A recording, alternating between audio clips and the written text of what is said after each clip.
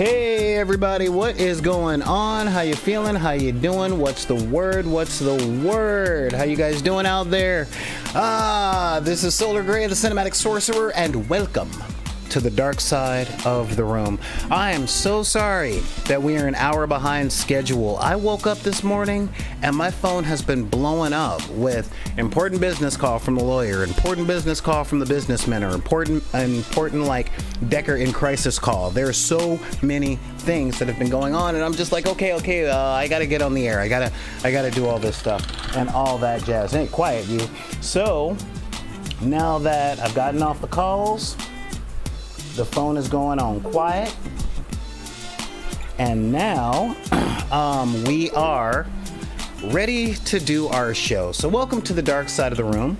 I was gonna make this a hobby haul today, but I took a look at my hobbies and I'm just like, ooh, I don't have anything to build this week. Like, I am overblown with crafting stuff, and I'm doing most of the stuff for 3D printing so I can get those out to my patrons. Don't think I forgot about you, Mr. Hines. I have not forgotten about you. And I'm like, wait a minute, it's First Friday. I wasn't even supposed to do a hobby haul this week anyway, because First Friday, I leave that to do, I leave First Fridays specifically to do my AMAs. And this is always super fun for me. Always super fun, because I like seeing what you guys have to say, have to ask, all that jazz.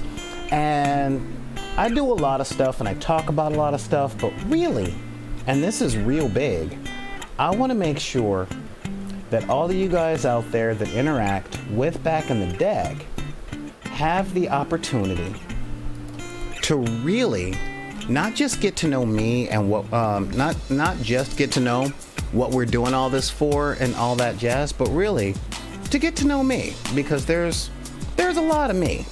There's a lot. I have a lot of aspects. I'm a very complicated person who wants to be simple, but life isn't simple.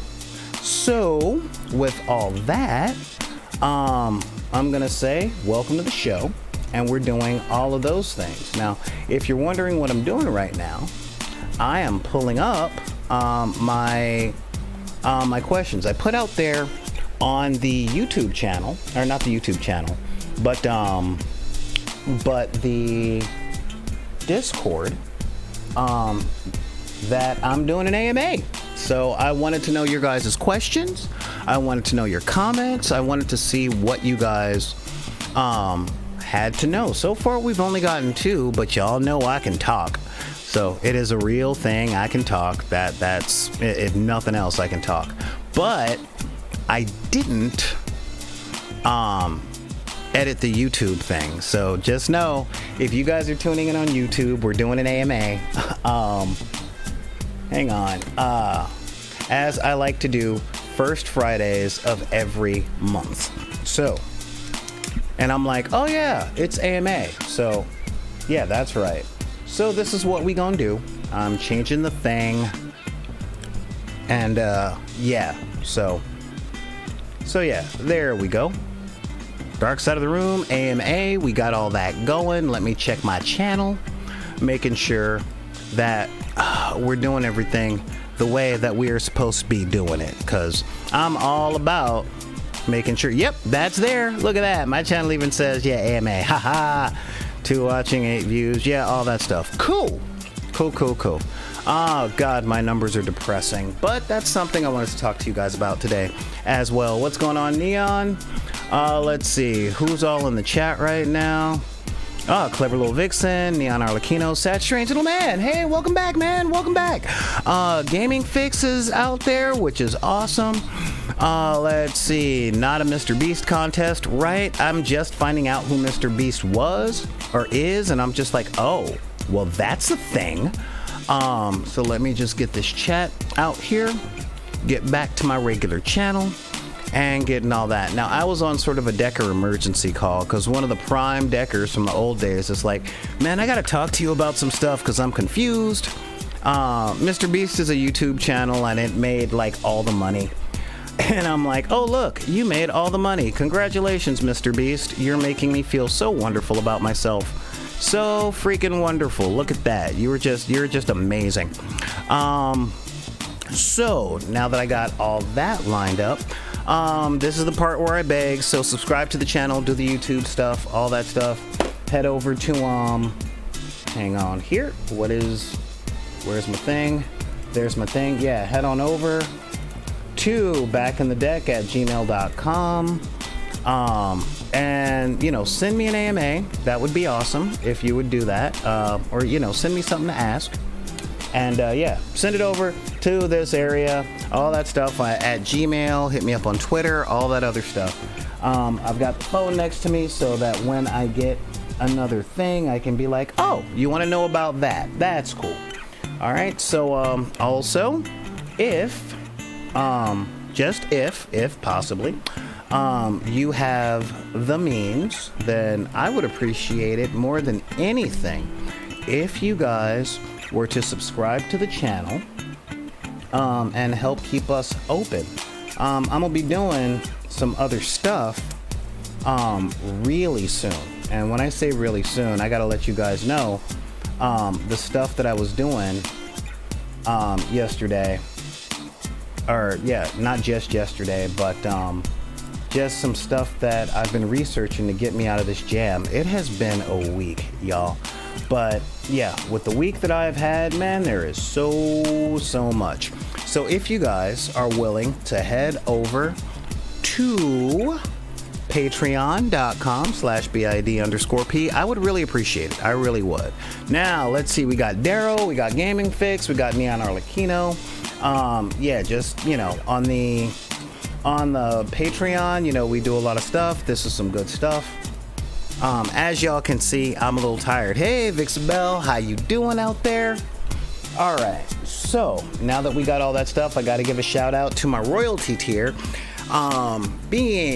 Starting with the queens, we got Shannon Boom Boom Lay, Jennifer Kroll, Laura Holton, Noel Heiler, Chaley Watson, and Frank Perkins. We've also got in our king tier, Mr. Daryl Couch, Christopher Chalmers, Laura Gross, and of course our ace in the hole, Joseph Hines. I don't think I forgot anybody. Let me think here.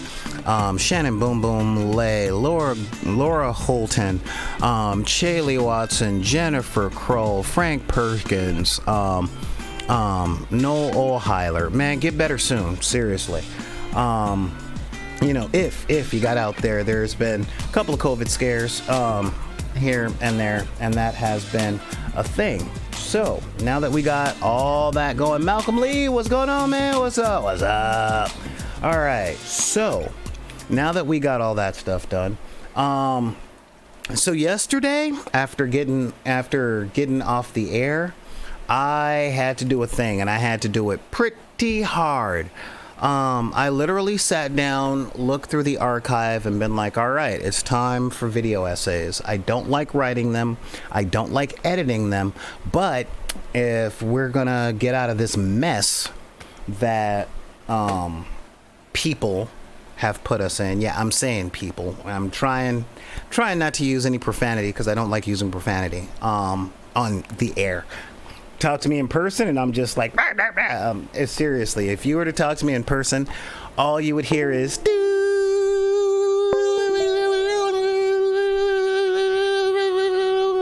and I need some coffee. That would be me. But seriously, I'm trying to make this a family show to get more people interested in the stuff that we do. So now that we got all that stuff going, and this is no exaggeration, I wrote up partial outlines for 200 video essays yesterday. 200. All right, 200. So I'm like, all right, that's about 4 years of content. So I can do all that stuff and really start putting up something once a week on YouTube and stuff like that. And I wrote down concepts for the puppet skits that I want to do on TikTok. Yeah, it's been a thing. It has truly been a thing. And I'm very tired. So, today is the AMA. All right, that is what we're doing. Ask me anything. Now, here are a couple caveats to that. You can ask me anything. but there are certain things that I won't answer for the channel. Example, if you ask me about my political ideology or my religious beliefs, I'm not going to be answering those questions, guys. It's not a whole thing.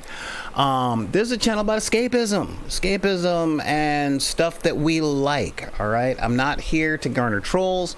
I'm not here to start any ideological debates, although you can send me emails or hit me up in the DMs of the social media and I'll talk about that stuff with you just on air.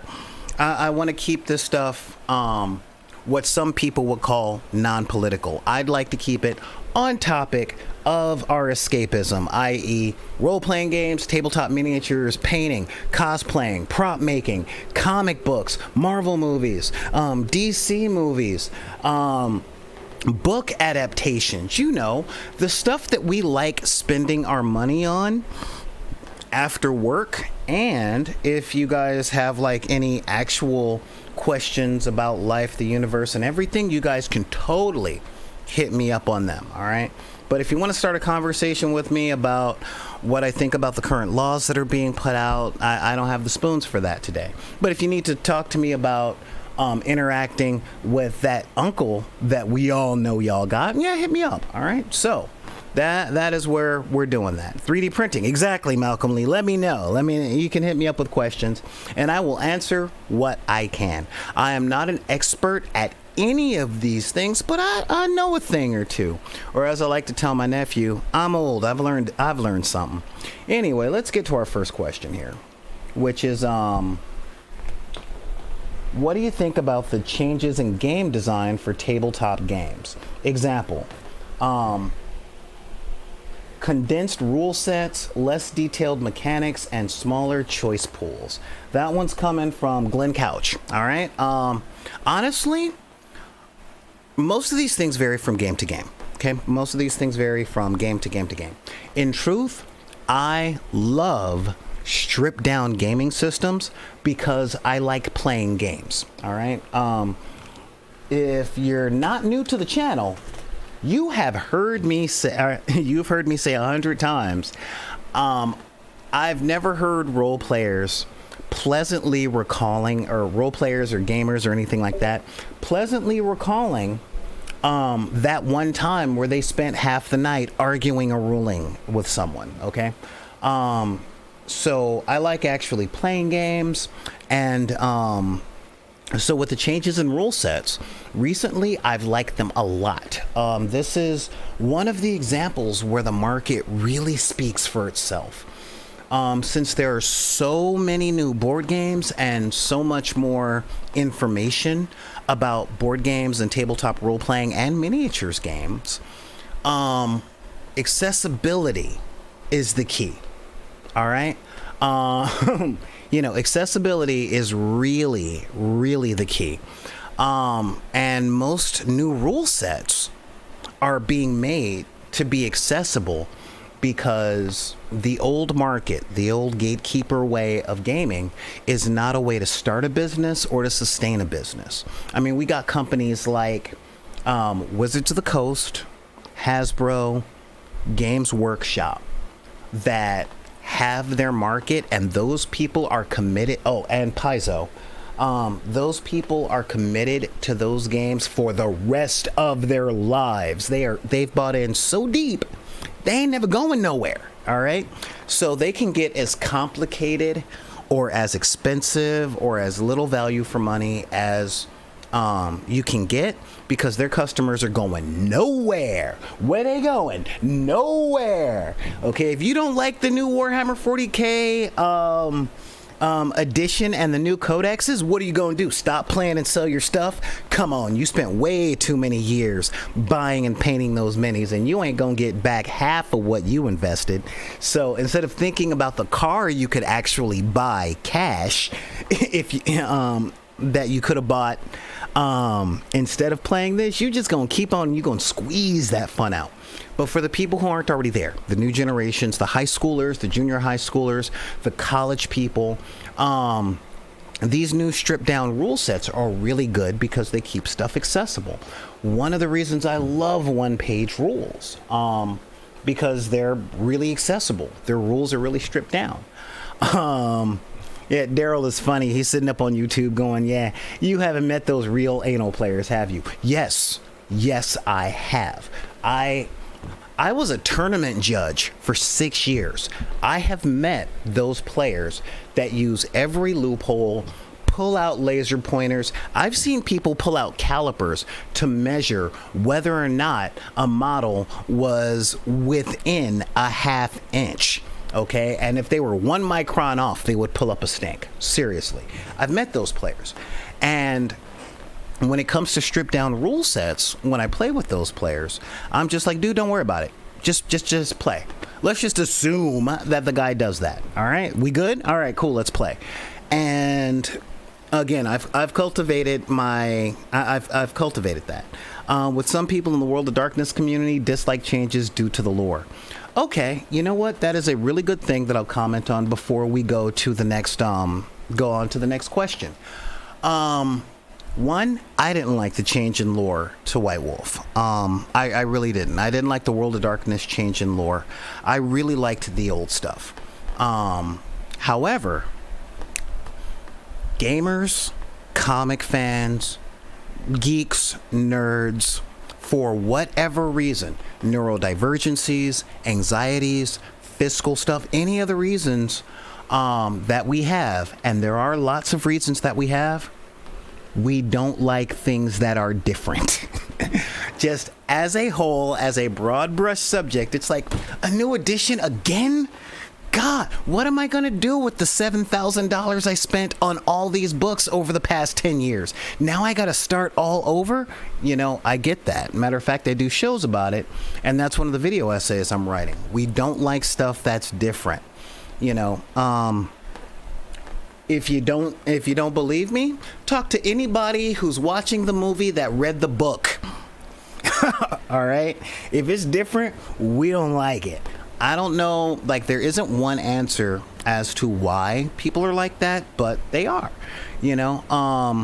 So yeah, I mean, it really is one of those things. So let's move on to the next question.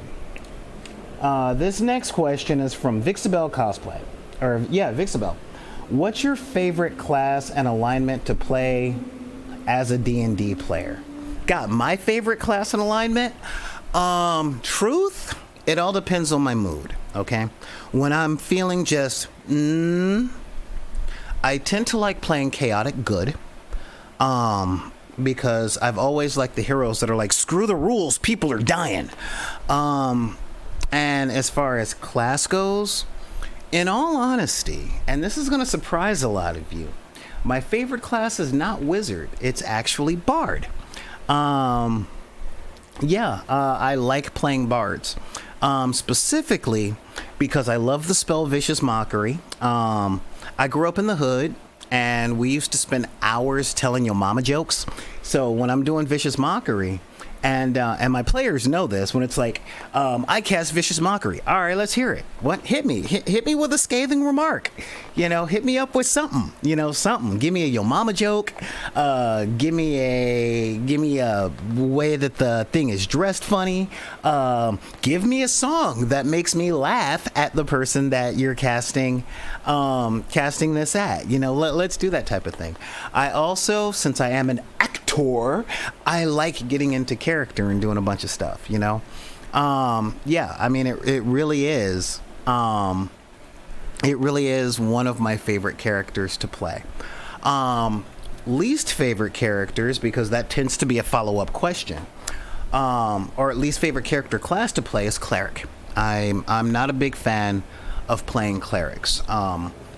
It's funny that you asked this, because when I was going over the video essays I'm writing, one of the video essay departments I'm going to have are essentially table monkey stories. Like, you know, my turn to say, one time I had that character, you know, I'm making fun of gamers because I am one. Okay. I can poke fun at all of us, and I don't care where you are.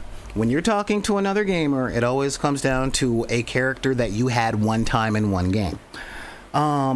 But I found that with my old gaming groups, the only way that I could play a cleric in a way that the players at the table would accept is if I played the stereotypically evangelical Southern Baptist player.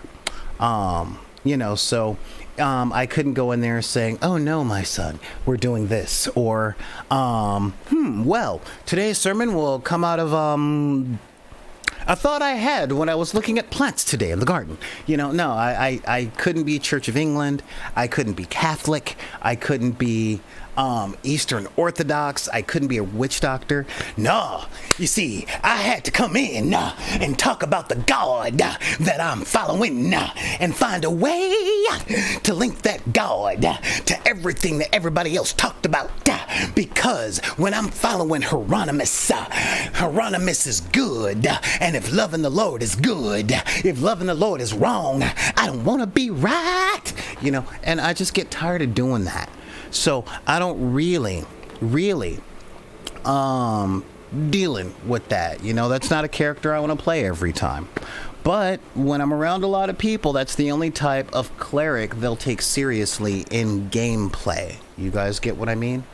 So yeah, that's my least favorite character class. And if I got my people of color, I would love to play Shepherd Book from Firefly, but I'm not saying it's not fun. It is fun. Gaming Fix over on YouTube, that is a fun thing to do for 2 to 3 minutes at a time, not for a whole campaign. All right.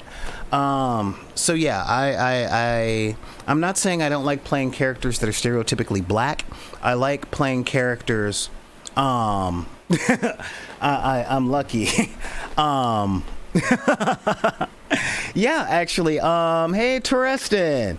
I will get to that when I get down, because I like to answer the questions in the orders they're received. I don't like. It's not that I don't like playing characters that are stereotypically black. I don't like playing characters that other people believe are stereotypically black. Okay.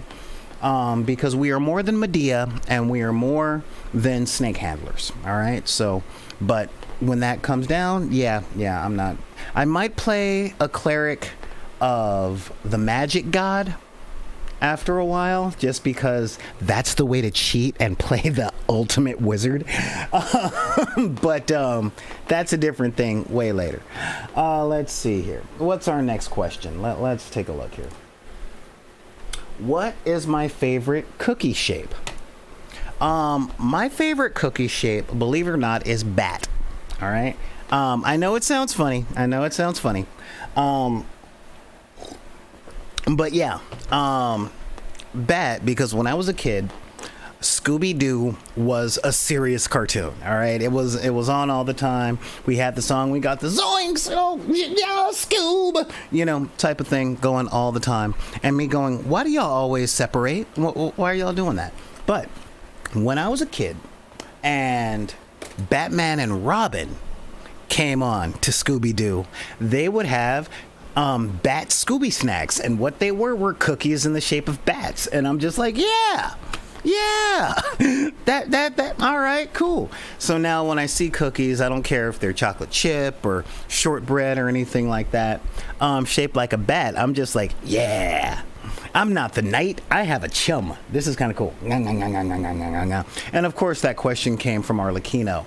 You always doubling down on silly. Let's see here. What is this? Over in the YouTube chat. What in the crap?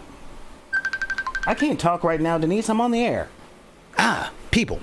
Let's see. We got Daryl saying it's the commitment. And some people treat things as gospel. Like some people think vamps are untouchable when they're old enough. Yeah, no, I get all that.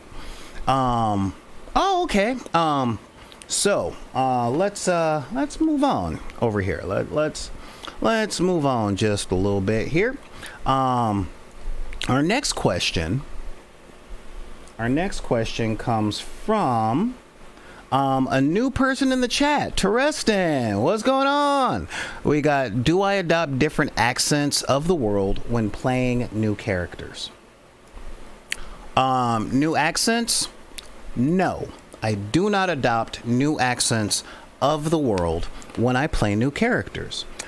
I do my best to do accents that already exist in the world, and I do them poorly.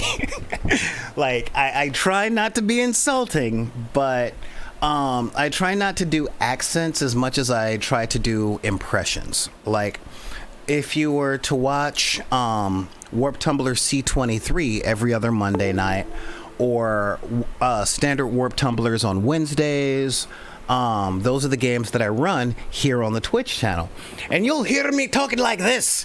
It's not that I'm trying to do a Scottish accent. We don't want it now. We're done. I want it now. No, I'm not doing the Scottish accent. I'm actually doing an impression of Farnham from the old Diablo games. Whoa, what can I do for you? Which is a dude doing a bad impression of a Scottish accent. So I do impressions of people doing accents poorly. That is what I do, because I am not a voice actor. What I do try and do, though, is I do try and come up with a different character voice, so that my players and my GMs know when I'm in character, when I'm out of character, and which character I do. I have a Dragonborn who speaks like this all the time because he is a paladin and I made him lawful good. So when he goes into the smith and brings the smith breakfast in the morning, he just thought it would be something very nice to do. And that is very much me trying to do the voice of the elves from Warcraft. Not World of Warcraft, Warcraft. When you click on them and it's like, my sovereign, you know, that's kind of like what I try and do on that. But I'm too much of a scientist to try and do accents of the world, because the world, like the places in the world, don't just have accents. There are accents, dialects, and pidgins, okay? And there are so many different ones that it's hard. It's really hard. Because a lot of people hear and think France. But there are differences between the northern French accent and the southern French accents. And if you just look at England, just England, okay, there are 11 different accents I can think of for England. We're talking Londoner, Liverpoolian, you know, or London, which is what you're used to hearing, but then you've got the ones from Liverpool, you know, and some other people have that northern accent, that northern, like the thing about the thing about this, right? You got this, and it's just like that, you know. Now, if I could afford a dialect coach, I would so get one. I would so get a dialect coach, but there are just so many, you know. I mean, just if you look at Japanese culture, there are 7 different accents in Tokyo. Just I mean, we're talking the business accent, the casual accent, the young accent, the older accent, the elder accent, the professional on the phone accent, the professional presenter accent, the professional female presenter accent. There's just so many. So since there are so many, I try and do impressions of just other characters. When I was younger, I saw a thing on the making of the Family Guy. And the Chris character that Seth Green plays, you know Chris, that was actually Seth Green trying to do an impression of Buffalo Bill from The Silence of the Lambs. You know, is she a great big fat person? What are you, about size 14? You know, and I'm like, oh, so he's doing an impression one way and getting it wrong and creating a different character. Well, that's easier. So that's kind of the thing I try and do. Let's see here. Wait a second, I get another one. What 3D printers do I use, and how is the Ender 3? Okay, so I like that someone finally asked me this question, because Back in the Deck has a farm, all right? So when it comes to FDM printers, I never had an Ender 3. What I end up using are the build your own kits that are about $100 that are based on the Prusa 2. And in truth, I don't like them. I do not like FDM printers.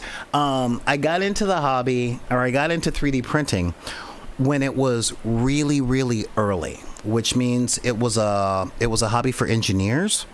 And when I say that, I mean the level of precision it takes to make anything happen was just way too much.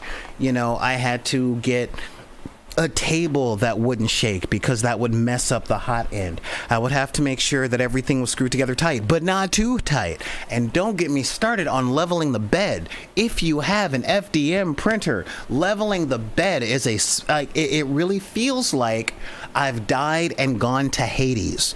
And, you know, I don't even follow the Greek pantheon, but I see the Greek god Hades standing over me saying, you can leave as soon as you level the bed and get 4 good prints. And that's what it felt like. Although the one I wanted was oh god, what was it? It was the CR10. That was the one I wanted because I like big prints. But what I ended up getting was when I went to resin printing. My first resin printer was an Elegoo Mars, and as soon as I got some of my first miniatures, I straight up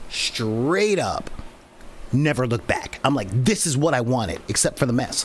But yeah, this right here, oh yeah, I'm in. I am doing that. My second printer, my second resin printer, because I went through 4, my second, like, my first 4 printers were all FDM printers. And if I want to give it a shot again, now that the hobby has become more stable, I'll probably fix my Omeron and get that Prusa thing put back together. Let's see here. But my second resin printer was the Piopoli Phenom. I specifically put that together for the merchandise I specifically bought one for the merchandise that I offer on the Patreon, okay, because we make our own dice rollers here. And I don't have one at my Access because they're over in the hobby hall. But I mean, they're about 10 to 15 inches tall. And making masks and stuff, I'm all down. So that's one of the things I wanted to do. And then I bought myself for Christmas, because they were having a blowout sale, the Anacubic Photon S. Okay, I'm like, wait, they're letting brand new ones go for no, they're letting photons go for 100. I got that much for Christmas from my friends. I will buy that much because, yes, I get presents, and I may as well say this now because my birthday is, God, less than a week away. When people are like, what do you want for Christmas? What do you want for your birthday? I'm like, cash. It's up to 50 now, but up until last year it was like, just give me $20 and call it a day. You know, if you want to buy me a meal, that's fine, but I would rather have the $20, you know. And my friends that know me, all 6 of them are like, dude, yeah, here, $20, that's no big deal. And I'll buy you a bowl of pho. But yeah, so they were letting go of the Anacubic Photons for 100, just 100 on Amazon. So I'm like, I'm gonna get one of these since, you know, I've got the farm going and I got the other stuff to do. And they messed up the order and they sent me a Photon S. So I got an upgrade for $100, and I'm like, okay, cool, I can do that. And the ones I tend to put in community centers are things like Crealities and just the cheaper $100 ones that are out there. So that's that question. Now, let's see, what is the next question here? What is this one's from Glenn Couch. What is my favorite school of magic? Yours is Abjuration. Real talk, Abjuration is my least favorite school of magic. I know it sounds funny, but like, I tend to play white and blue decks, specifically white/blue, not white decks and blue decks. Abjuration is cool, but I have this thing about letting other people play. Which means I'm not a big fan of the Abjuration school, nor am I a big fan of Divination. Because that idea of I cancel everything, I say no, It's like, well, if you didn't want to play, why'd you sit down at the table? That's just my personal thing. My favorite school of magic in Dungeons and Dragons is Conjuration. I am all about the Green Lantern, all about teleportation. All right, that is where I'm at. Yeah, that is what I like doing, where I like being. That is a really big thing for me. Hang on just a sec, guys. Somebody came into the studio checking for something. We will be right back. In the meantime, come up with more questions or send me an email. Let's take a look.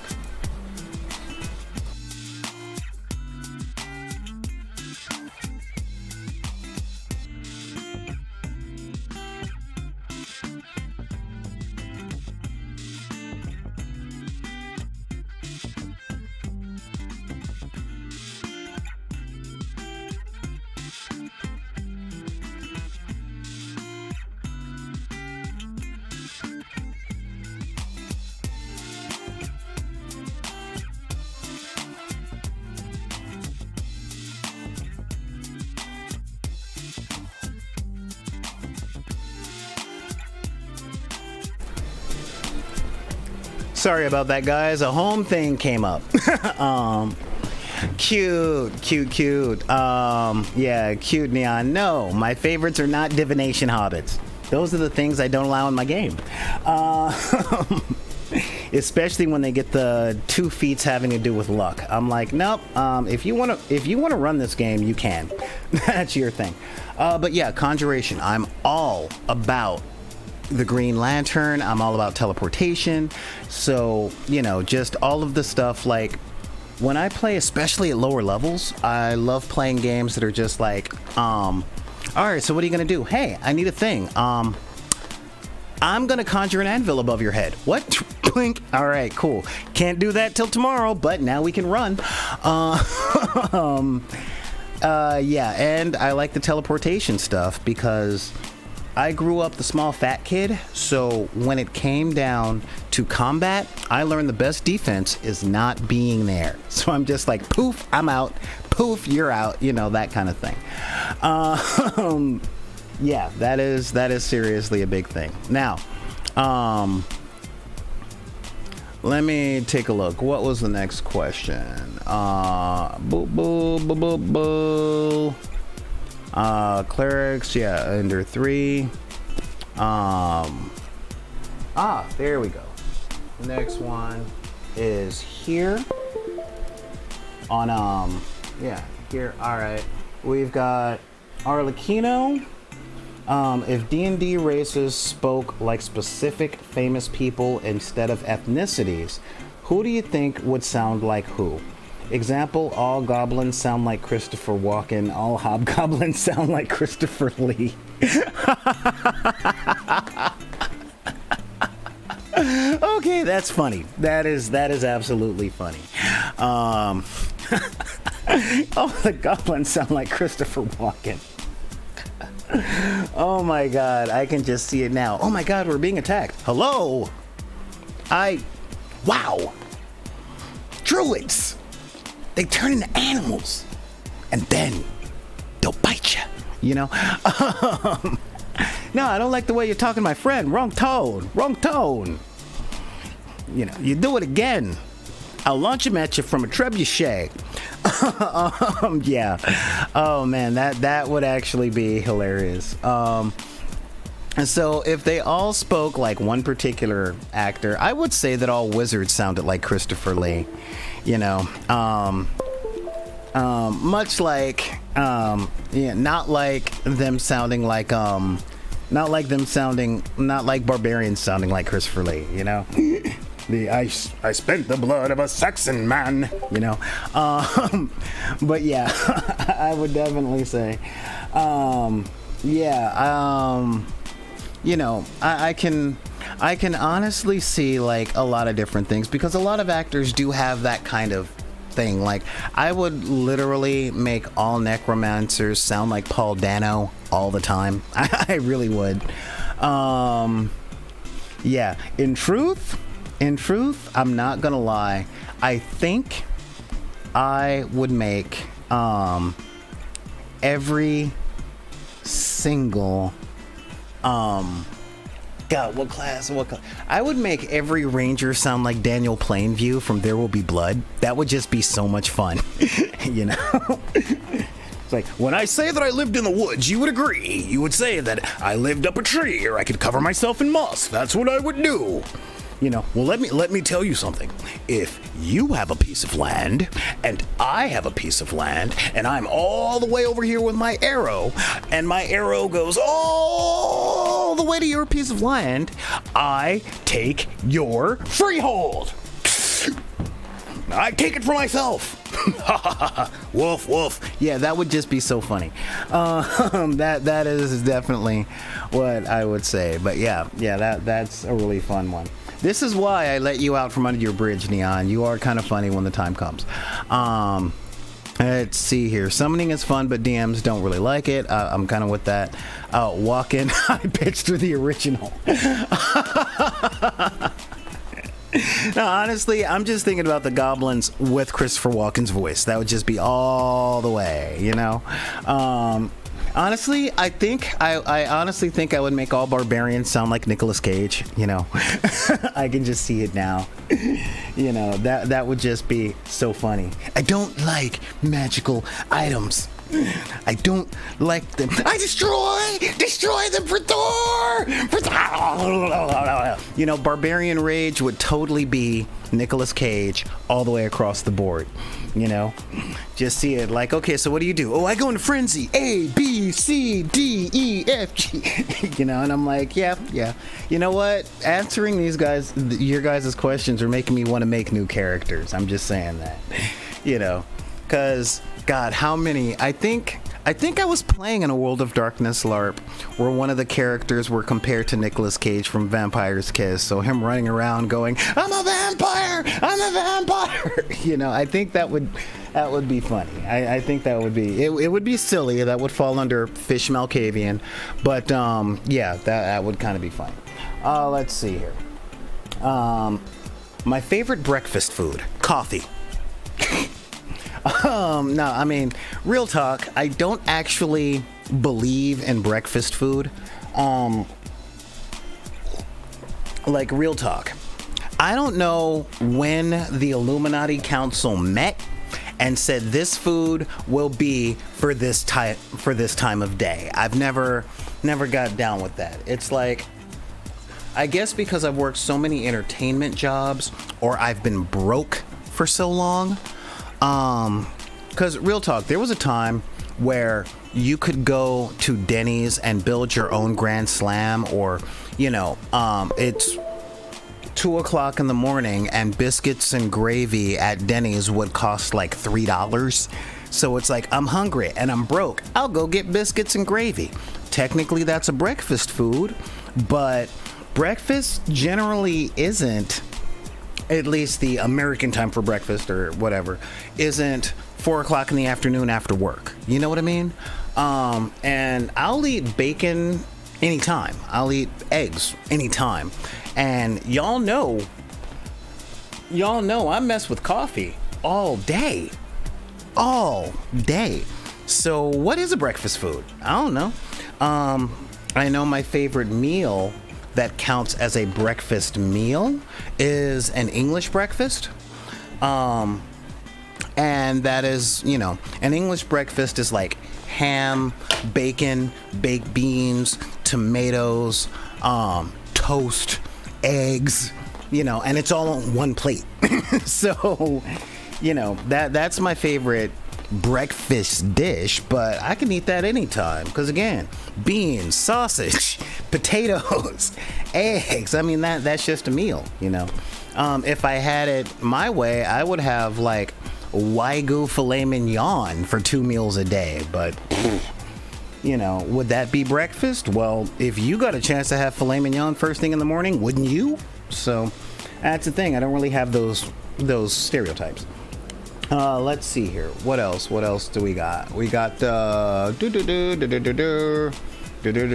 what is the longest game that I've ever played? That's from Malcolm Lee over on YouTube. Or wait, let me do this the right way. The next question we got is Malcolm Lee on YouTube. Where's my cursor? Okay, there we go.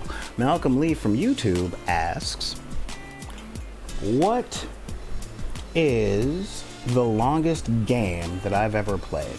I was in a LARP. Oh, there we go. I was in a LARP for 14 years. Over the course of that LARP, I played 3 characters. I'm writing a video essay about these in the My Character One Time videos. One character was a black engineering student at California Polytechnic Institute in Pomona, whose avatar, because he was a mage, was a Nazi from Project Paperclip, and I based him on Dr. Strangelove. So when I was in character, I would either speak like this, but sometimes the avatar would take over, and he would come up with very destructive ways in order to make sure that, or to assure his own survival and the destruction of his enemies. You know, and yeah, that was one of the things. I went from super mad scientist to super mad scientist because I love Peter Sellers. And I played that character for 10 to 15 years at the same LARP, which was awesome because it was a Vampire the Masquerade LARP, and I was the first player to join the game that didn't play a vampire. Okay, this is big because I was the only one there with a pulse, trying not to get made into food, and it was the first time I played a truly evil character. And when I say evil, I mean this guy was surrounded by what he called monsters, and then they found he was a son of Ether, which was in Magic in Mage the Ascension, were the mad scientist wizards that you would know them as artificers in D&D 5th edition. So they would come to him for magical items, and he would booby trap them with sunlight and stakes and all that stuff as a failsafe for when these monsters inevitably turned on him. So that was kind of a thing. Let's see here. But yeah, I played that game for 10 to 15 years, and then we ended the game. It didn't die, like we really wrapped it up, and then they did another LARP that lasted about 5 years. And that was where I based my character on Sam Jackson and Black Snake Moan, my other evil character. Again, another mage, because this was for World of Darkness 2.0, and that guy played a life mage. And why was he evil? Because he made cancer airborne, contagious, and targeted. Okay, long story, but I'll put up the announcements on in the Discord server of when I publish that video. It probably won't be soon. Let's see here. What's our next question?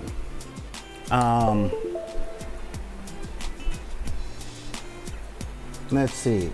Faction in World of Darkness, like Bruja for vampires, Silver Fangs for werewolves. Okay, I like that question, and I love that there's someone so committed to the World of Darkness reaching out. That's some stuff, man.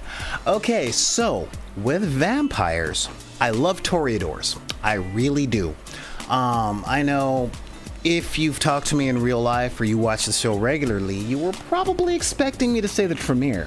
But no, I like Toreadors because I like artists. Okay, I like doing the art thing, and spending an afterlife of nights writing plays and playing music and partying like that. That would just, imagine if you could do like Burning Man or Ren Fair for like 100 years without any of the drawbacks, because anyone that treat you like crap, you would just turn into food. That would just be awesome. For Werewolf, believe it or not,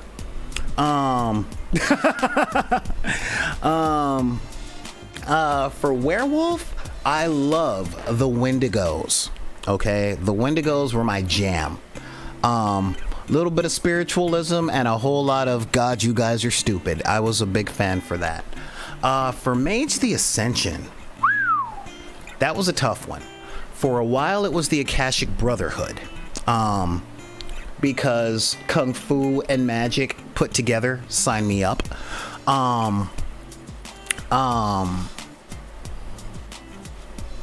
Let's see. I gotta give you my top 3 for Mage the Ascension, because as you guys know, that was my preferred game. It was, again,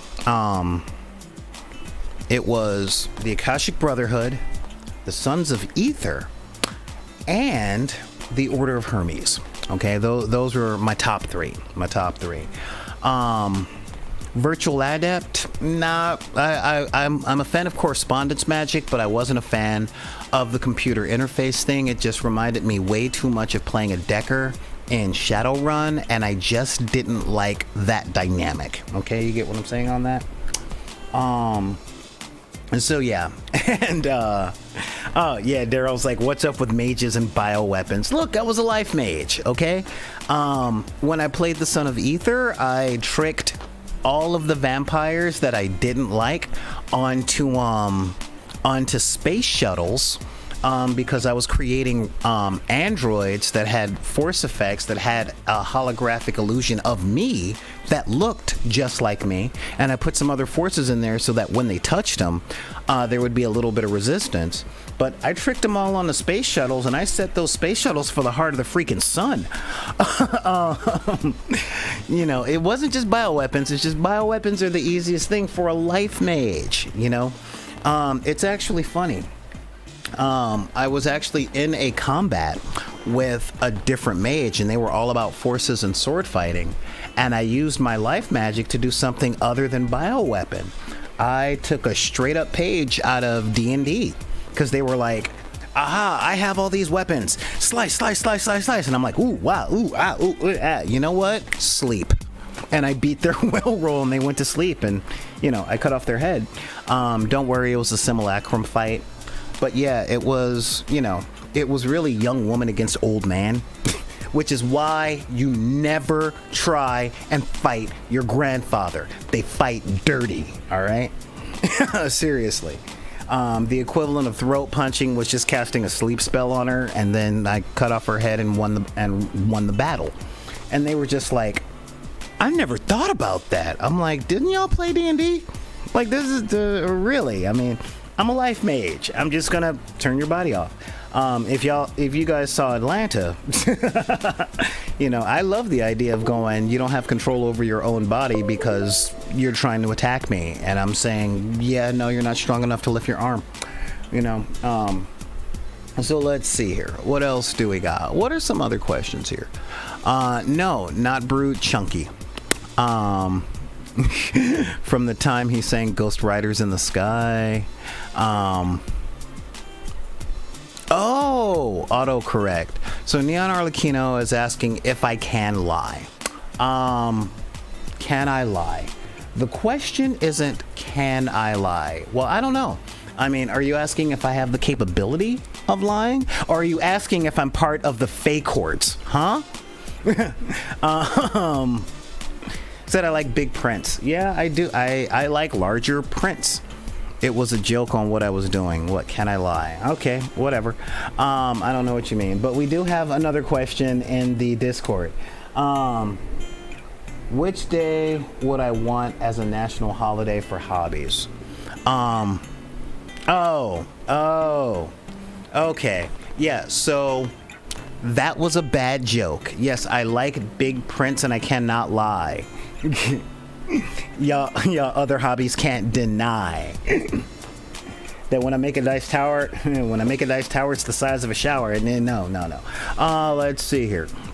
But yeah, so what holiday would I want as a national hobby day?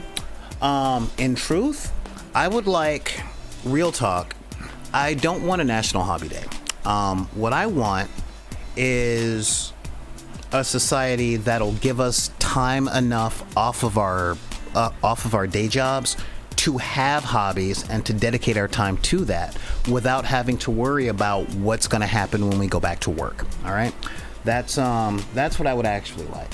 That would be my big thing. Oh, and of course my favorite faction in White Wolf, my favorite faction in Changeling were the Ishu, followed by the Trolls. Those were my two favorites in Changeling, The Awakening. As far as Wraith the Oblivion, the only faction that I liked in Wraith the Oblivion was the Fire Pit, because screw that game. All right. So yeah, what do we got? We got Glenn Couch asking, I watched. Okay, so here's the thing, y'all. Do I watch any anime? The answer is sometimes. All right. I worked for Bandai under a few people back in the late 90s. I was assisting people in creating Toonami and bringing the stuff from Bandai and Sunrise to America. That means I watched a lot of anime back in the 80s and 90s and the early 2000s. And after a while, I got tired. I just got tired. I got tired of the genres.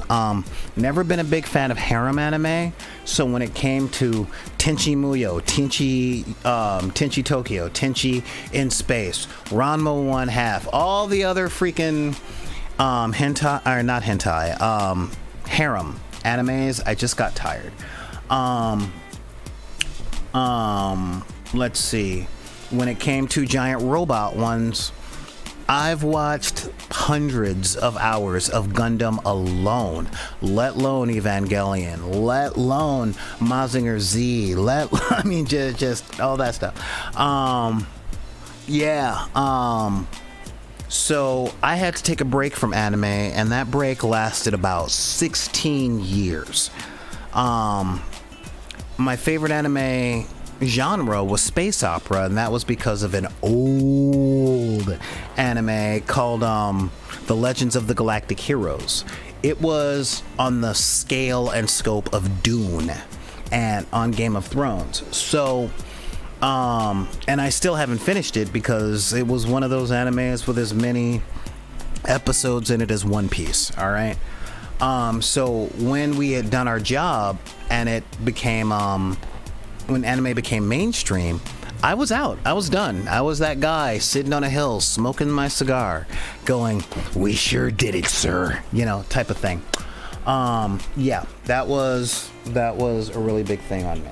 Now currently that doesn't mean I don't like animation, and it doesn't mean Legend is the king of old taku. Exactly. I'm sitting up going, Yoshino, Legend of Galactic Heroes. That's me. But yeah, that was. I'm glad you've heard about it, because I say LGR or LGH, and people are like, "What? I never heard the." But yeah. Now that doesn't mean I got out of animation. That doesn't mean I got out of loving animation. I will always love animation. I think some of the stuff that I watch every now and again, like I loved Yakitate Japan, because it was very nice to see an anime just about baking. I'm like, oh, it's about bread. Cool. Yeah, it's the tournament episode. It's a shonen anime, but it's about baking bread, and that's kind of cool. All right, cool. But my real jam right now is still My Hero Academia. All right. Because it's My Hero Academia. All right. The thing that really opened up my tolerance to get back into anime, believe it or not, was Avatar: The Last Airbender. Best cartoon past 15 years. Fight me. Although Arcane is a close second. So yeah, but I never stopped liking cartoons. Let's see here. But that's about it. I watched Dragon Ball and Dragon Ball Z back in the mid 90s, and I'm just like, yeah, of course Piccolo is my favorite guy. There's a book about it. Let's see here. What next question do I got? Are you watching any anime? Let's see here. All right. Yeah, it doesn't look like we have any more questions here, which is fun. Oh, wait, we got one more question. All right, see, you didn't put a question mark at the end of that, Malcolm. So, here's the thing. That is a very hard question for me to answer. The question as it stands is favorite movies, top 10. I can't answer that question, yo. I really can't. I want to, but I can't. You were not the first person to ask me, so what's your favorite movie? That was actually an orientation question at my favorite job that I've ever worked. All right. And I will tell them, I will tell you what I told them, which is that question is way. Oh, okay. Hang on, Daryl. The Humanoid was your first. Mine was Battle of the Planets. 1979. So like I was saying, I told them that asking what my favorite movie or favorite 5-10 movies is too broad a question. One, I went to film school, yo. And part of film school, the biggest part of film school is watch this. Now watch this. Now watch this. Now watch this. Now I'm going to tell you why it's good. Fight me, you know? So I've seen thousands of movies over the course of my life. But what I will say is this. Instead of asking what my top 10 favorite movies are, ask me about genre. Okay? Give me a genre and I can tell you my top 3 in each of those genres, okay? It would even be better if you gave me a genre and a time period, and I can tell you my top favorites in those genres and time period. So, example, 1980s slasher movies would be Nightmare on Elm Street Part 3, The Dream Warriors, Nightmare on Elm Street Part 1, the original, and God, what was my third? Oh yeah, that's right. Friday the 13th Part 3. Yeah, those would be my 3 favorites. Give me a genre and a type, and I will answer that question. Now we got Vixabel asking fantasy. Okay, my top fantasy movies, bruh. That's actually pretty easy. I will try and go least favorite to most favorite. Willy Wonka and the Chocolate Factory, The Neverending Story, Excalibur. Those top 2 spots. The top 2 spots are kind of cheating, okay? But, yeah, and I mean Neverending Story Part 1, the rest of them did not exist. However, those top 2 spots, I would have to say number 2 is The Princess Bride, and number 1 is the Lord of the Rings trilogy. All right, so yeah, that's where we're at. That's where I sit. Technically, that's top 7, but whatever. That's where I'm at. So that's the whole thing. And yeah, Excalibur, I'm all up there. Amazing cast. Helen Mirren being Helen Mirren. Patrick Stewart showing that he went bald in the 9th grade. So that's the whole thing. So I would normally wrap it up, but I'm giving Malcolm Lee a chance to solidify his question so that I can answer it for him. That's some real talk. I can't believe I almost forgot about The Princess Bride. I quote so much from it. so much. Like, I think I'm gonna turn into Peter Falk when I'm older. When I stand up, I'm like, okay, all right. But yeah, and Malcolm Lee, if you're still watching, Vixabel just asked me about my favorite fantasy movies, and I gave you 7. All right, so to say my top 10, I don't really know. Yeah, so it's a big question for somebody who loves movies as much as I do. And I lurb movie. I lurb them. I love these movies so much. So yeah, that's a whole thing. Now, not gonna lie, between 3 and 7, between the 3 and the 7, that's 10 technically. No. I gave you 5, but the Lord of the Rings trilogy only had 2 more, so 5 movies with the additional 2. But I count the Lord of the Rings trilogy as one flick. Okay, one 10-hour amazing piece of filmmaking. All right. I named 3 horror. Well, like I said, okay, I did name 3 horrors, but again, those are just horror movies. Like I said, I have favorite, fact, Nightmare on Elm Street 3 is not as good a film as Excalibur. I love it, but if I had to choose between the 2, it would really depend on my mood, you know? So, yeah, that's kind of a thing.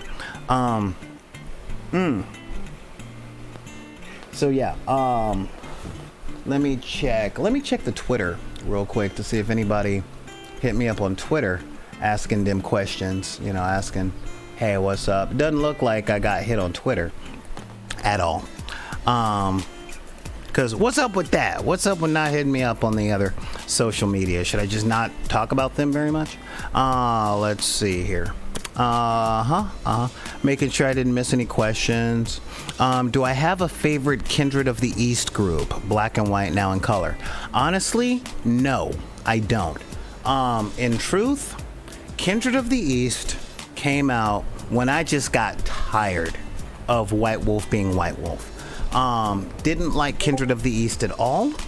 And I really didn't like Kindred of the Ebony Kingdoms. I'm just like, all right, y'all need a more diverse hiring bunch of people, because, you know, you need some female artists and you need some people of color in there, because I'm tired of all these stereotypes. And I am not gonna look at what the writers of White Wolf know about African culture, you know.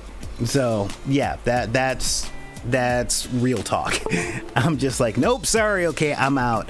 I wanted to like Angel, but I study angelology and Enochian, and I'm like, okay, I don't know where this is going, and I think Inamine did it a lot better. Let's see, what do we got? Ooh, all right, so Glenn hit me up with another question. Favorite martial arts style? Well, that is a tough one. One of my favorite martial arts styles is capoeira. All right. Love capoeira. Loved it a lot more when I was younger. Okay. Let's see. Yeah, I mean, we got capoeira and Wing Chun. I do love me some Wing Chun. So Wing Chun and capoeira are my 2 top right now, but boxing is never far behind. Boxing and Muay Thai also not very far behind. So I guess you can say in the first spot, or fighting it out for the first spot, are Wing Chun and capoeira, and right under there are Muay Thai and boxing. And I just mean straight up Mike Tyson, Evander Holyfield, Roy Jones Jr. boxing. All right, that's I like the efficiency of both Wing Chun and boxing, and I do like the brutality of Muay Thai, especially in real life situations. And capoeira is my culture, you know, and I love the philosophy behind it. I love the agility. So let's see here. Oh, well, Malcolm, that is a specific question that I can answer really, really easily and quickly. So we got Malcolm over here asking favorite anime director. Miyazaki. Next. Yeah, I mean, seriously, Miyazaki. Because if you watch any Miyazaki film, from Porco Rosso to Mononoke Hime to Howl's Moving Castle, everything you're looking at with the smoothness of the stuff and the creative visions of all the stuff. 2 words sum up all of it. Okay, hand animated, bruh. Done. His apprentice is probably going to be in that spot in another 10 years. But yeah, Miyazaki, the GOAT. So let's see here. What else? Let's see. Glenn said something here. Oh, Glenn, you got a black sash and Wing Chun. Awesome. That is super awesome. Seriously, if I form a band, I'm gonna ask you to be the drummer. But seriously, after I catch up on bills and stuff, I actually set aside a spot in my backyard for the wooden dummy. You know, the speed, the efficiency, I like the both counter and block at the same time. That is so awesome. Yeah, it's really good stuff.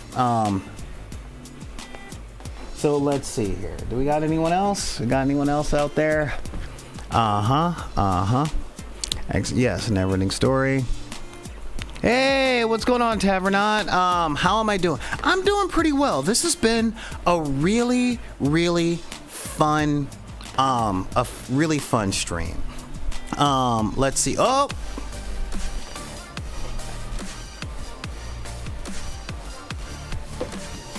Thank you so much, Tavernaut, for the subscription.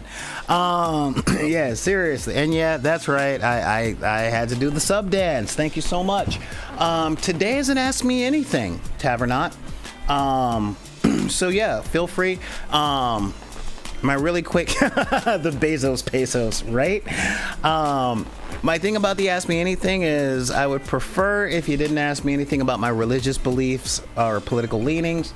But yeah, feel free. Ask me questions. You know, so far we've had questions about, you know, that's led me to do 100 different impressions of people in Hollywood and stuff like that. But yeah, I'm here. I'm an open book. I'm not saying don't ask me things about my political beliefs and stuff. I'm just saying I don't want to get into a debate. So hit me up in an email or on Instagram or on Twitter or something like that, and I will answer those questions anytime. So do you have any questions? Let's see. Well, I actually have a question. Who all is watching right now? Let's see here. Oh, wow. Let's see. My question is YouTube honest? No. Because it says only Malcolm Lee is the only one watching in here. And who's in the chat right now? We got Clever Little Vixen still holding it down. Black and White Now in Color, Insinkable, Neon Kino, Not a Mr. Beast Contest, Tavernaut, and Vixabel Cosplay. All right, cool. Yeah, on the channel manager thing, it never tells me the real numbers of who's watching, who isn't. So I've actually done a couple of things. Actually, you know what? I can just show you what I did so that I don't have to look at this stuff. Yeah, check this out. Boom, look at that. Oh, so I don't get to see any of my numbers here because it just makes me sad. Honestly, that's just what it does. Let's see. What movie this year are you most looking forward to? Yeah, we got Black and White Now in Color asking that question. Real talk, Black Adam and Doctor Strange 2. That's it. Those are the major movies that I'm looking forward to because Everywhere All at Once has already come out. And yeah, most of the stuff that I look forward to, I'm actually getting to this point in life where I'm liking stuff on TV and streaming services more than I like movies. I think it comes down to the experience of going to the movies, having to stand in line and get my ticket and all that jazz. And yeah, it's just you know, and then being in the theater and have to deal with people on their phone or people talking over the movie and then like looking at you like you are crazy when you ask them not to. Yeah, that's pretty much it. So let's see here. We got one question. Hang on, bringing this thing all the way over here. Yeah, we got the Tavern Knot asking the question, what kind of games do I like beyond D&D 5e? Okay. You know, I've been waiting for somebody to ask me this question a long time. I talk about them in conversation a lot. Let's see. I love, as far as tabletop role-playing games, we're talking The World of Darkness, Call of Cthulhu. I like Shadowrun, more than I like Cyberpunk. I like the Fate system. I specifically play the Dresden Files when it comes to the Fate system. I also love one-page rules because it taught me that Warhammer 40k can be fun, if not for the stuff that didn't make it fun.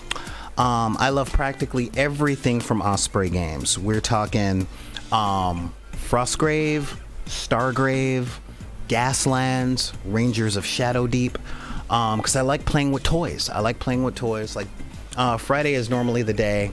Which edition of Shadowrun? Third edition. Actually, I like third edition most. Or should I say I play third edition most because that's the book that's managed to survive all of these moves that I've had to do. And I do make references to Mr. Johnson's all the time. I also love Paranoia. The only RPG where your character comes as a six-pack.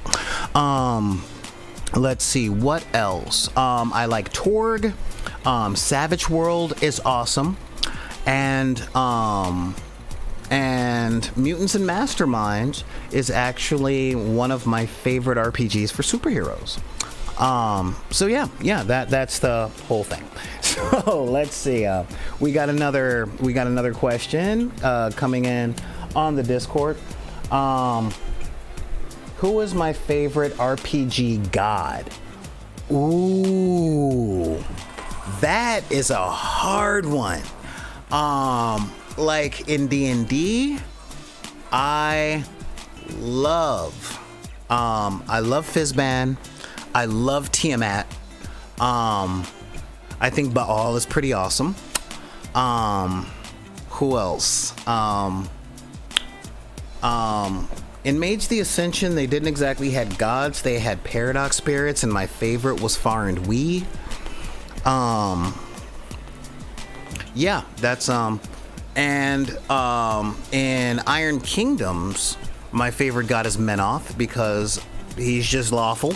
That's the whole thing. It's like, dude, I built everything. All right, everything else is up to y'all. So yeah, those are some of my favorites. Let's see here. Let's take a look over here. Which comic villain do I think will get a movie, but I would like to play? Oh, we'll never get a movie, but I think I would like to play. All right. So, are you asking me what villain do I think will never be in a live action movie, but who I'd like to play them anyway? Which actor I would like to play them?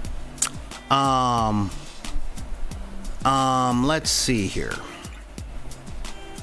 Let me see here. That's a hard one. Truth? I think the Sinestro we almost got from the Green Lantern movie would have been fine and great. Who else do we got out there? If we're talking in a live action movie, see, I don't really know. I think Mordru from the Legion of Superheroes could be played very well by Jeremy Irons or John Malkovich. And I'd kind of like to see that. We got Felix Faust live action already on the Constantine TV show, played by the actor whose name I forgot, but you know him as Hector Salamanca from Breaking Bad and Better Call Saul. I think he did pretty well as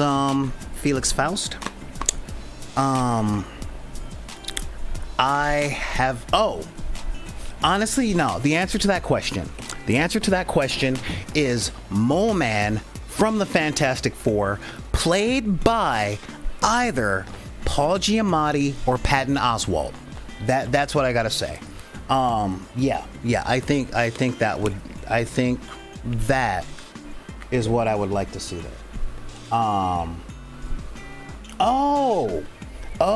The question is which one would be what I would like to see that that I would play, like if I could choose my own movie villain part, if I could choose a movie villain to play that I would be on screen for, God, there are so many. All right, so many. I personally would love to play the devil. I was born to play Aaron from Titus Andronicus, but if we're talking comic book villain,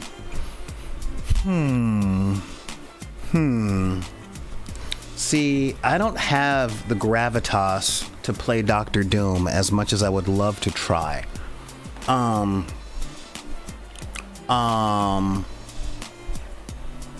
Who else though? I think as far as movie villains, or if we're talking comic book villains, I would love to play Despero.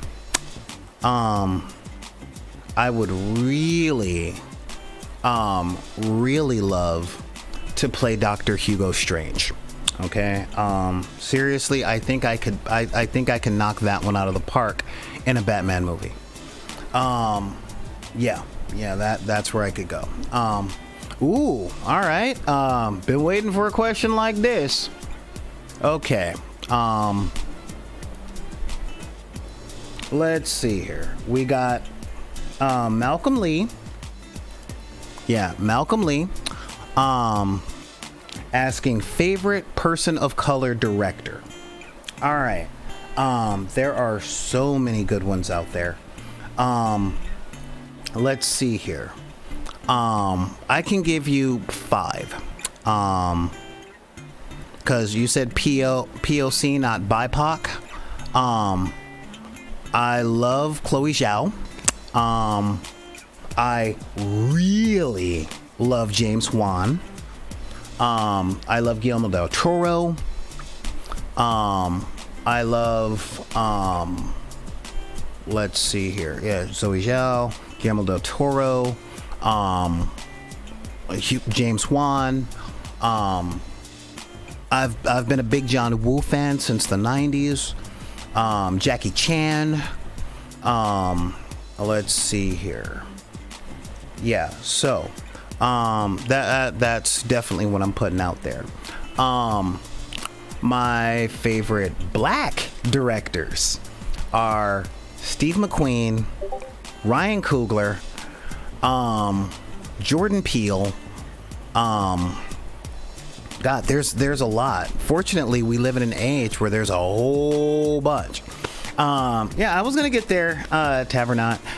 Yeah, I think Steve McQueen is amazing. I think Ryan Coogler reminds me so much of Scorsese, especially when he works with Michael B. Jordan.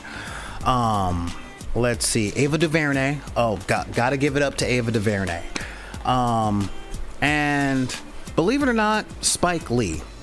And if you're noticing that John Singleton isn't on there, there is a reason. Not to say that he's not good, he's just not one of my favorites. That's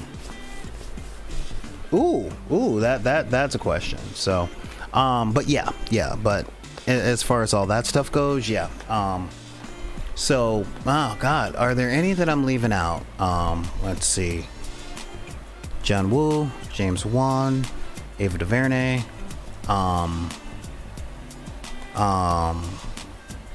Chloe Zhao, Guillermo del Toro, Robert Rodriguez, Ryan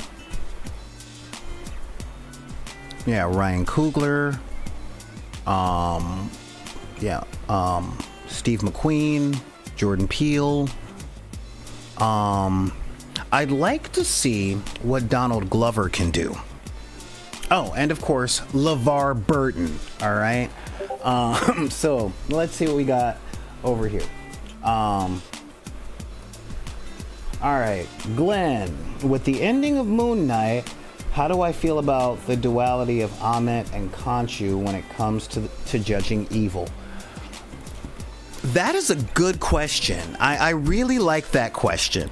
One, I am on Khonshu's side. If I have to pick between that false dichotomy, I'm all about Khonshu. Ammit's perspective on judgment was too close to pre-crime. All right. I'm a big advocate for free will and making choices. So when it comes to that, the fact that what was her name? Yeah, Ammit was about like, nope, you're bad because of something you're gonna do in the future, and there you go. I'm like, well, if it's something I can do in the future, why not tell me so I won't do it? All right. When I was a kid, because I grew up in a black household, that always got on my last nerves. I used to get beat for what I was gonna do, and I'm just like, well, if we're working on a credit system, then I am gonna be bad. You know. This is where my mom and I clashed a lot. She didn't know what to do with me because I'm like, look, man, you're gonna beat me if I do, you're gonna beat me if I don't. So if I'm getting a beating, why should I bother cleaning the kitchen? You know, I'm gonna go outside and play and then come home and get my butt beat versus wash the dishes and then get my butt beat. So if I'm gonna get the penalty, I'm gonna do what I like. All right. Let's see the next question.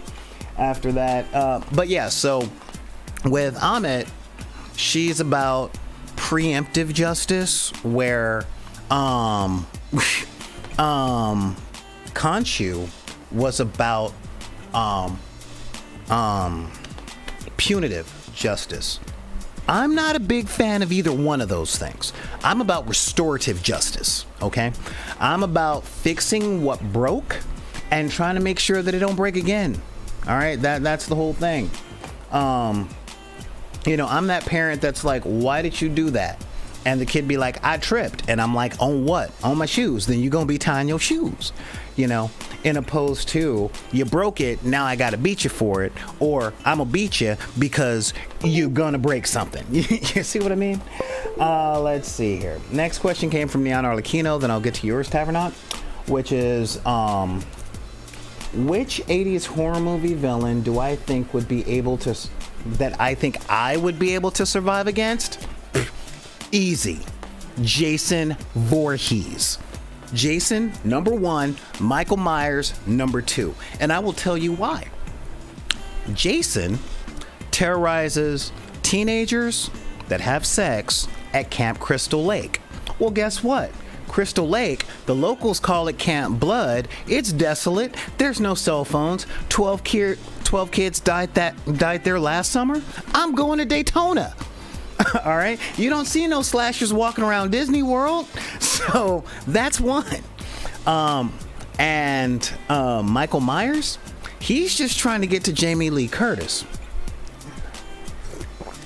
So everybody in 80 slasher flicks, at least in the Halloween movies, they're going against the trolley problem. Now, I love Jamie Lee Curtis. I have been a fan of her. I think she is amazing. There's like a story a friend of mine told me where she just walks onto a movie set that she's working on. She looks at the crew, pulls out $100 and says, $100 to the first person who can produce an erection. And I'm like, that $100 would have given me one at the time. You know, I'm like, she's an awesome, awesome, awesome lady. However, if there was a psycho killer that was immune from police and immune to bullets chasing down one person, I'd be like, for the greater good. The greater good. That's just me. You know, if I couldn't figure out a way to trick Michael Myers into a wood chipper, then I'd be like, hey man, sorry, I did what I can. Here you go. What? The more people try and keep you alive, the more people die. You know, so I'm switching that trolley. So yeah, that's seriously just my question. I'm just so let's see here. So we got Tavern Knot, you know, just doing some drinking. I am exploring the tavern. If I could have any players playing any RPG with me as a GM, which players and what system? Bruh. That is not a fair question to ask. You realize that RPGs are more mainstream now than they ever have been, which means via Roll20, Zoom, Twitch, YouTube, and everything else, there are millions of RPGers out there. Any players playing any RPG, okay, with me as a GM, that is tough. Okay, what I will say is this. Of all the games I run, I love my players. I think they are so much fun. But if I had to choose between any, I'd love to have Matt Mercer at my table. I would love to have Matthew Lillard at my table. I would adore to have Stephen Colbert at my table. I think I'd really like to have Jill Manganiello at my table. I mean, I'm guessing you mean out of famous ones, you know. I'd love to have Taliesin Jaffe at my table. I think I would love to have practically anyone. I don't know if she's a role player, but I would love if Katie Willard from After Hours on Cracked all those years ago. She sounds really fun to have at an RPG table. Let's see, who else? Oh my god, I forgot her name. But she was on Harmon Quest. Dan Harmon's ex-girlfriend. She is amazing. I would love to have her at my table. Let's see here. Cause here's the thing. When it comes to role players out there, if we're talking famous people, I have to check against what their personas are like. I've been trying to get Corey Coleman at Double Toasted at one of my tables for a long time. I would love to have like Jay Washington at my table. I would love to have Trey Crowder, the liberal redneck, and his crew. I would love to run a game for the Well-Read Comedy crew. That would be amazing. You know, especially since when I run like a big game in person, I tend to cook. So I would love to be like, all right, guys, I got some grits, I got some black-eyed peas, I got some greens going. The ribs are in the smoker. Now let's get your characters together. You know, really, Spike Lee caught you off guard, Malcolm Lee. Hey, don't let the smooth taste fool you. But yeah, so I would have to say that. Yeah, that would be so. Oh, and I would love to get Terry Crews at my table. That would be great. Daryl is saying get Martin. You know, I don't know who Mark Bernardish is. Honestly, I have a better chance of getting Martin at my table than Corey Coleman. But who knows? The future is always in motion. So yeah, I would love to run a game for any of those guys. Now, for the other people I mentioned, they're already D&D players with their own channels and stuff. So I would have to start it at like a 7th level game. It would be a one-shot where I wouldn't have them dungeon delve. But yeah, I would just love to have them at the table. Yeah, that would be kind of a cool thing. Let's see here. Anyone else? All right, this is the last call for questions because I've been here for 90 minutes and you guys have been fun. You guys have really been fun. Now I'm gonna be doing this Ask Me Anything on the first Friday of every month. All right, guys. Seriously, that is a thing.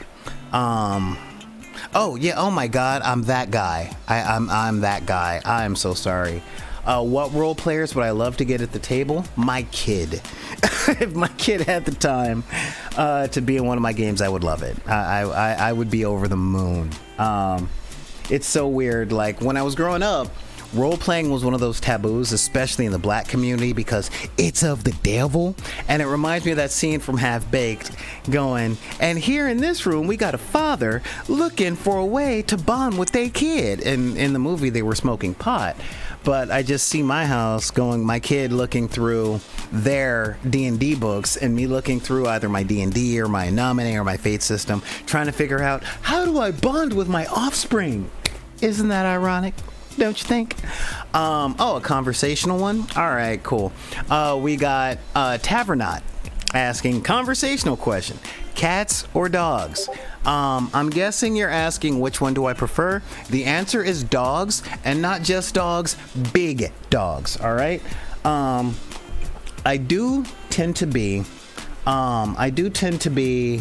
a lover of things that most people would go nope to. I'm not a big fan of cute. Okay. And when things are cute, I mean, they have to be like that epic level of cute. Like, people are like, oh my god, I love cats, look at the kitty, oh god, yeah. Yeah, if it's a cute animal like a cat or an otter swimming around doing little human things with my hands, it don't touch me. Okay, I'm not saying I don't care, I'm not saying I hate, but like, I just have this weird threshold where I have that reaction to things that most people go nope about. Like spiders. I love big spiders. If I had a way to keep one, I would have a camel spider as a pet. And the cute animal that I really, really like is the red panda, because if you don't think that the red panda is adorable, you are a robot.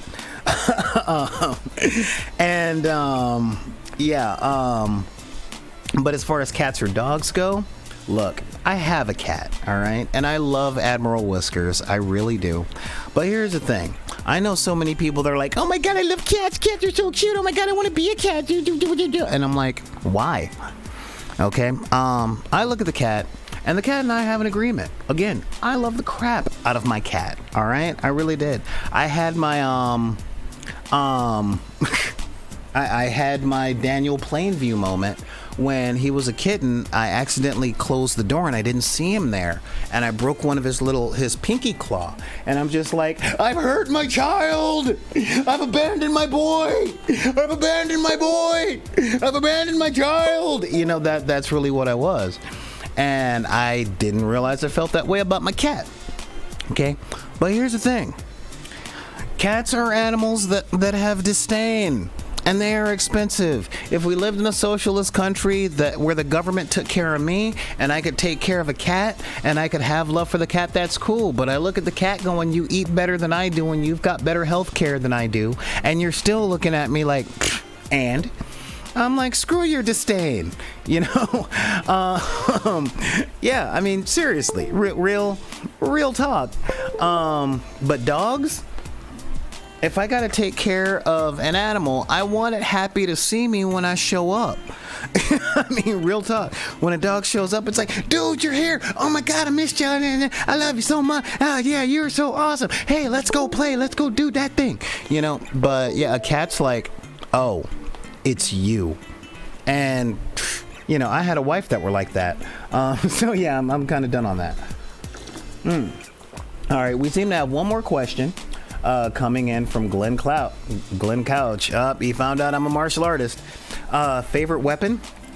Believe it or not, my favorite weapon, and this is one of those things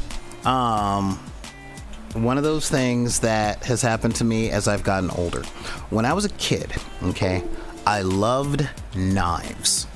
I loved knives. All right, loved them. Loved knives. But as I've gotten older, my favorite weapon has become a stick. Just straight up stick. You can call him a Kali, you can call him a Screamo, whatever. Just a stick. You know, that's what I like. I like speed, and as I get older, I don't like brutality. All right, I don't like deadliness. I learned how to use 4 different types of sword stylings, from broadsword to longsword to Chinese Chinese broadsword, to Tai Chi sword, to katana, to nodachi, and truth, I'm like, I'll just take a stick, and I'm guessing that's the question you're asking. Real talk, my favorite weapon is my mind. Okay, that's the realest talk.